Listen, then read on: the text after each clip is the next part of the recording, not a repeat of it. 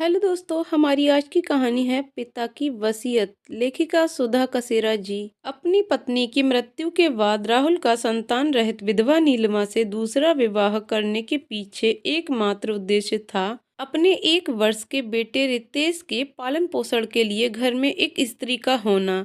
गरीबी में पत्नी नीलिमा की आंखें राहुल से विवाह करने के बाद उसके महल जैसे घर का वैभव और भारी भरकम व्यवसाय को देखकर चौंधिया गईं। आरंभ में तो वह अपने आप को सौतेले बेटे रितेश की अच्छी मां साबित करने की पूरी कोशिश में लगी रही, लेकिन 2 वर्ष के अंदर ही उसकी अपनी बेटी तनु के पैदा हो जाने के बाद से वह उसकी आंखों में खटकने लगा। नीलिमा ये सोचकर असुरक्षा की भावना से घिरने लगी कि उसकी अपनी बेटी तनु तो एक दिन ब्याह कर ससुराल चली जाएगी, उसके बाद तो उसे उस घर में रितेश के साथ ही जीवन यापन करना होगा।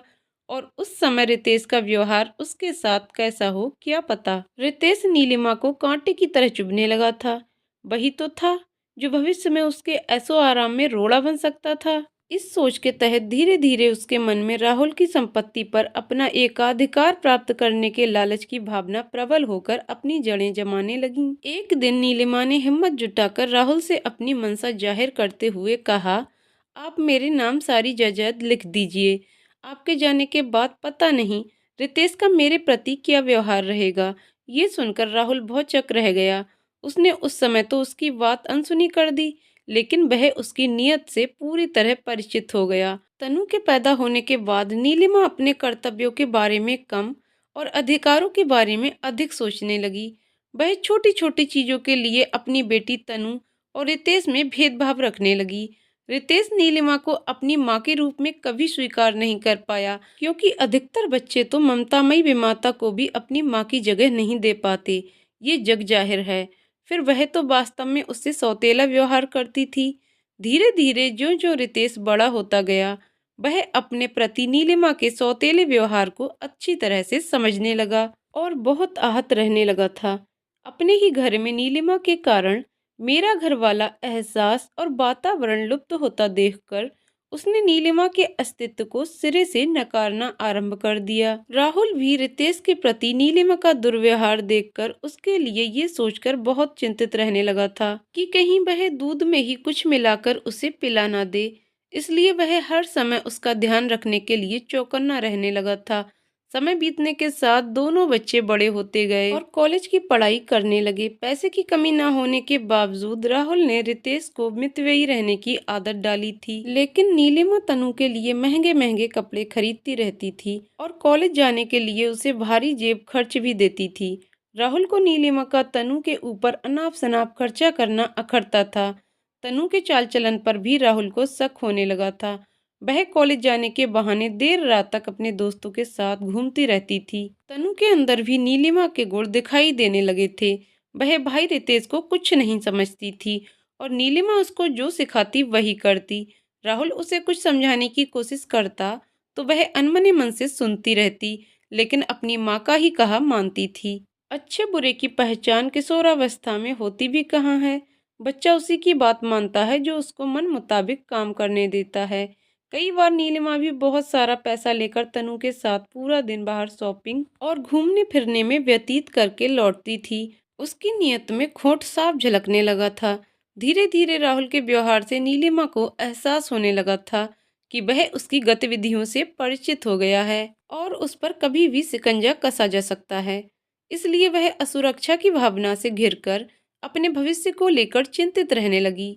एक बार परिवार के सभी लोगों को 2 दिन के लिए एक रिश्तेदार के विवाह समारोह में सम्मिलित होने के लिए जाना था, लेकिन तनु ने पेट दर्द का बहाना करके जाने से साफ इनकार कर दिया। राहुल ने उसे चलने का आग्रह किया, लेकिन वह टस से मस नहीं हुई, तो उसको घर में छोड़कर सभी विवाह स्थल पर चले गए। अगले दिन सुबह विवाह स्थल के जिस कमरे में नीलिमा रुकी थी, अचानक उस कमरे से मैंने अपने भारी जड़ाऊ गहने बाथरूम में उतार कर रखे थे, पता नहीं कौन चुरा कर ले गया। नीलिमा के चिल्लाने की आवाज सुनकर सभी चौंक पड़े और बाथरूम की ओर लपके। नीलिमा के निर्विकार चेहरे को देखकर कोई भी अंदाजा लगा सकता था कि वह नाटक कर रही थी। उस कमरे में बाहर से कोई आया ही नहीं था, तो फिर गहने किसने चोरी किए? राहुल उसे संदेह की दृष्टि से देख रहा था और अंदाजा लगा रहा था कि कमरे की खिड़की से ही उसने सारे गहने तनु के हवाले कर दिए होंगे। उस कमरे की खिड़की सड़क की ओर खुलती थी। उसको समझने में देर नहीं लगी कि तनु क्यों नहीं उसके साथ आई। यह सब नीलिमा ने पूर्व नियोजित योजना के तहत ही किया होगा। इसके बाद तो पानी सर से गुजरता देख राहुल को नीलिमा को साथ रखने का कोई औचित्य ही नजर नहीं आया। उसने तुरंत अपनी बहन जिसने ये रिश्ता करवाया था और नीलिमा के भाई को बुलाकर सारी स्थिति से अवगत करवाया और बोला, अभी तक तो इसने मेरे लाखों के गहने चुराए हैं। यदि किसी दिन ईर्ष्यावश इसने प्रॉपर्टी के लालच में रितेश की हत्या कर दी या अपहरण कर लिया तो मैं क्या करूंगा। मैंने जिसकी सुरक्षा के लिए इससे विवाह किया था, जब उसकी सुरक्षा ही संदेहास्पद है तो मेरे लिए अब इसे एक दिन भी अपने पास रखना संभव नहीं हो सकता। इसे यहाँ से ले जाइए। उसने उसे तुरंत घर से निकल जाने का आदेश दे दिया और पुलिस में रिपोर्ट कर दी कि नीलिमा गहने चोरी करके घर से भाग गई है। नीलिमा के घर छोड़कर जाते समय राहुल ने उससे बहुत कहा कि वह तनु को उनके पास ही रहने दे, जिससे कि वे उसका पालन पोषण अपने संस्कारों के अनुसार कर सकें। लेकिन नीलिमा ने साफ मना कर दिया और तनु ने भी अपनी माँ के साथ रहने की ही इच्छा प्रकट की। नीलिमा को कोई तो मोहरा चाहिए था उस परिवार से संपर्क रखे रहने का। वह अपने मायके जयपुर चली गई। उसके जाने के बाद राहुल ने राहत की सांस ली। धीरे धीरे समय बीतता गया। रितेश ने स्नातक तक की पढ़ाई पूरी कर ली तो राहुल ने उसे अपने व्यवसाय में संलग्न कर लिया और उसके विवाह की योजना बनाने लगा, जिससे कि बहू आकर घर संभाल ले और वह अपनी जिम्मेदारी से मुक्त हो जाए। रितेश देखने में तो सुदर्शन था ही और इकलौता वारिस होने के कारण बहुत जल्दी उसका रिश्ता भी तय हो गया। बहू बेला भी बहुत सुघड़ आई और आते ही उसने पूरा घर संभाल लिया। रितेश के विवाह के बाद पहली राखी के दिन अचानक अप्रत्याशित तनु को घर पर आया देखकर सभी चौंक पड़े। उसने आते ही रितेश के गले से लगकर रोते हुए कहा, भैया तुम चाहे मुझे भूल जाओ लेकिन मैं कभी नहीं भूल सकती कि मेरा एक भाई भी है। तुमने मुझे अपने विवाह में भी नहीं बुलाया, लेकिन मैं अपनी भाभी को देखने की इच्छा को रोक नहीं पाई। मेरा भी तो कुछ हक है तुम पर, आखिर तो खून का रिश्ता है। उसको रोते देख रितेश भी भावुक होकर उसको गले से लगाकर बोला, हम तो चाहते हैं तुम इसी घर में रहो, लेकिन तुम नहीं रहना चाहती तो हम क्या कर सकते हैं।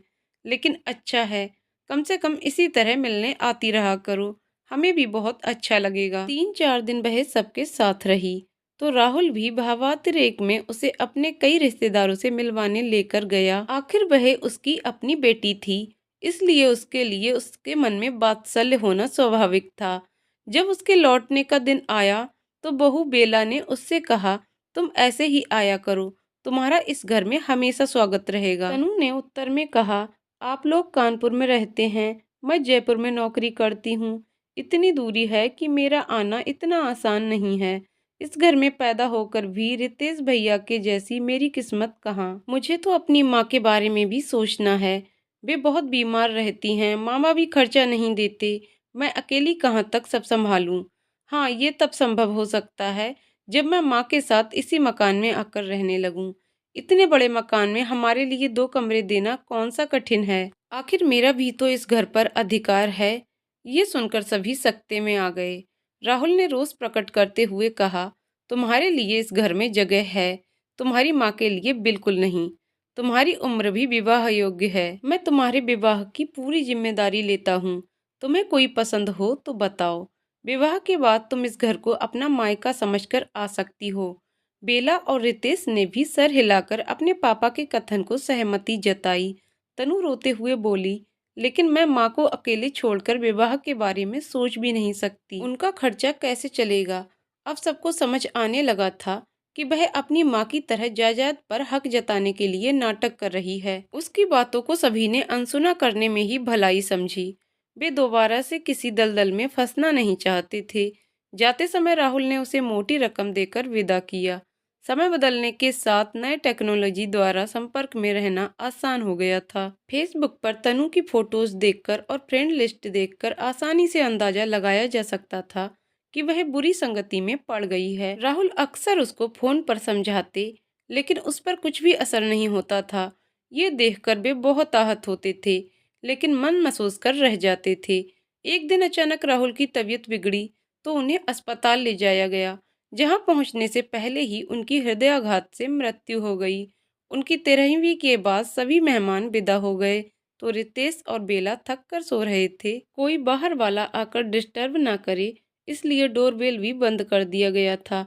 अचानक रात के 2 बजे किसी ने मेन गेट को जोर जोर से खटखटाया तो बेला चौंक कर उठी और गेट खोलकर तनु को बाहर खड़ी देखकर भौचक रह गई। इससे पहले कि वह उससे कुछ कहती, तनु उसे अनदेखा करके लगभग उसे ठेलते हुए अंदर घुसते ही पापा पापा, हाय पापा, आप मुझे दुनिया में अकेले छोड़कर चले गए, अब मैं किसके सहारे जिंदा रहूंगी, कहकर जोर जोर से बिलाप करने लगी।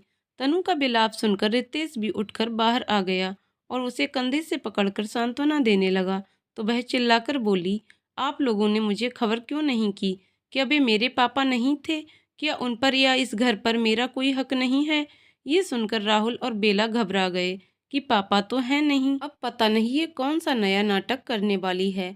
बेला ने उसे शांत करने के लिए कहा, हमने तो कभी नहीं कहा था कि ये तुम्हारा घर नहीं है, तुम जितने दिन चाहो यहाँ रहो। बेला के सांत्वना देते ही तीनों चुप हो गईं और बिना किसी के कहे अधिकार पूर्वक अंदर आकर सो गई। अगले दिन सुबह के 8 भी नहीं बजे थे कि मेन गेट जोर जोर से खटखटाने की आवाज से दोनों चौंक गए और गेट की ओर लपके। रितेश गेट खोलते ही सामने पुलिस को देखकर असमंजस की स्थिति में आ गया कि आखिर माजरा क्या है। इससे पहले कि वह सामान्य होकर कुछ बोले, पुलिस ने कड़क कर पूछा, कहाँ बंद कर रखा है तनु को? उसके इस अप्रत्याशित प्रश्न को सुनकर दोनों भौचक रह गए। रितेश ने स्थिति को भांपते हुए कहा, हम क्यों तनु को बंद करके रखेंगे, वह बाथरूम में नहा रही है, जाकर देख लीजिए। उन्होंने जाकर देखा तो बाथरूम के दरवाजे की बाहर की कुंडी खुली हुई थी। तनु ने बाहर निकलकर पुलिस के सामने रोते हुए बोला, बाहर से कुंडी बंद थी, आप लोगों को यहाँ आते देखकर इन लोगों ने खोल दिया होगा, मुझे इंसाफ दिलाओ। वे मेरे पापा थे, उनकी संपत्ति में मेरा भी तो हिस्सा है, मुझे अपना हिस्सा चाहिए। तनु के इस अप्रत्याशित वक्तव्य को सुनकर दोनों घबराकर सकते की हालत में आ गए। पुलिस रितेश को गिरफ्तार करके ले गई। उसके जाते ही बेला ने अपने भाई की सहायता से उसे जमानत पर रिहा करवा लिया। घर आकर रितेश बेला से बोला, एक बार पापा ने बोला था कि वे वसीयत लिखना चाहते हैं, मैंने उनकी बात हंसी में टाल दी थी। उनकी अलमारी खोलकर देखते हैं, कहीं उन्होंने सच में लिख कर ना रख दी हो। अपने जीते जी तो उन्होंने अपनी अलमारी को किसी को छूने का हक ही नहीं दिया था। तुरंत उन्होंने अलमारी खोलकर सारे कागजात खंगाले तो उसमें वास्तव में उनके द्वारा लिखी हुई वसीयत मिल गई। उन्होंने धड़कते दिल से वसीयत पढ़ी। लिखा था, मेरे मरने के बाद मेरी चल अचल संपत्ति पर मेरे बेटे रितेश और बहू बेला का पूरा अधिकार है। मेरी दूसरी पत्नी नीलिमा से मेरा रिश्ता बहुत पहले टूट चुका है, उसका मेरी जायदाद पर कोई अधिकार नहीं है। वसीयत पढ़कर बेला और रितेश अबाक होकर एक दूसरे का मुंह देखने लगे, जैसे एक दूसरे को कह रहे हों, तनु का तो उन्होंने कोई जिक्र तक नहीं किया है, अब वह किस हक से संपत्ति की मांग करेगी। राहुल को तो तनु के चाल चलन और व्यवहार से बहुत दुख पहुंचाया होगा और शायद जीते जी उन्हें ये एहसास हो गया था कि उनके जाने के बाद उनकी संपत्ति के बंटवारे के लिए तनु हंगामा खड़ा कर सकती है। इसीलिए उन्होंने वसीयत में अपनी बेटी होने के रिश्ते को ही नकार दिया था। दोनों तुरंत कोर्ट पहुंच गए और वकीलों की सहायता से वसीयत को कोर्ट में पेश कर दिया गया, जिसके अनुसार रितेश को बरी कर दिया गया। यह ज्ञात होते ही तनु ने उन दोनों पर केस करके वसीयत को झूठा साबित करने में कोई कसर नहीं छोड़ी। लेकिन सांच को आंच कहाँ, सब आरोप बेकार साबित हुए। केस हारने के बाद तनु का चेहरा देखने लायक था, जैसे भरी सभा में किसी ने उसके चेहरे पर तमाचा जड़ दिया हो। किसी ने सच ही कहा है कि सच्चाई के रास्ते पर चलकर किसी को कुछ हासिल भी हो सकता है, लेकिन लालच और चालाकी से जो हक मिलना चाहिए वह भी नहीं मिलता है। तो दोस्तों, आपको हमारी आज की कहानी कैसी लगी कमेंट करके जरूर बताइएगा। कहानी पसंद आई हो तो वीडियो को लाइक शेयर करें और चैनल को सब्सक्राइब करें। वीडियो को अंत तक देखने के लिए बहुत बहुत धन्यवाद दोस्तों।